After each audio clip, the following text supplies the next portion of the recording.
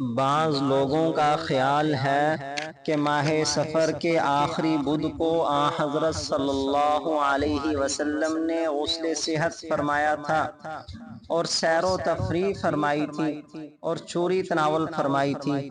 اسی لیے بعض ناواقف اور سادہ مسلمان اس دن باغات اور سیرگاہوں میں سیر و تفریح کے لیے جاتے ہیں اور اس دن مٹھائی اور چوری وغیرہ تقسیم کرتے ہیں۔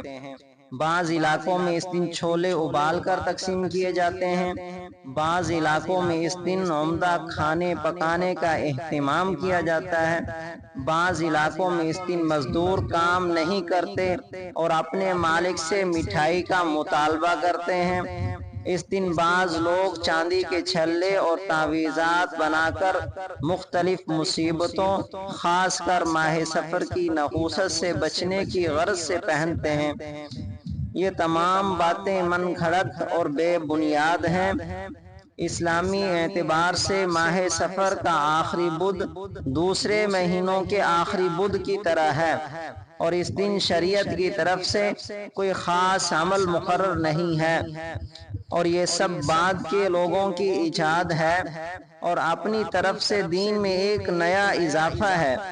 اور اس دن آن حضرت صلی اللہ علیہ وسلم کا غسل صحت فرمانا کہیں ثابت نہیں ہے، بلکہ بہت سے مؤرخین اور اہل علم حضرات کی وضاحت کے مطابق اس دن آپ صلی اللہ علیہ وسلم کی اس بیماری میں شدت ہوئی تھی جس میں آپ صلی اللہ علیہ وسلم کا وصال مبارک ہوا، اور آپ صلی اللہ علیہ وسلم کے بیمار ہونے کی خوشی میں دشمنان اسلام نے یہ رسم ایجاد کی جس پر آج مسلمان عمل کر رہے ہیں۔ مشہور مؤرخ محمد بن عمر بن واقد واقدی المتوفی 207 ہجری فرماتے ہیں: فلما كان يوم الاربعاء للیلتین بقیتا من صفر بدأ برسول اللہ صلی اللہ علیہ وسلم فصدع وحمى۔ جب سفر کے مہینے کی 2 راتیں باقی رہ گئیں، بدھ کے دن رسول اللہ صلی اللہ علیہ وسلم کے درد سر اور بخار کے مرض کا آغاز ہوا۔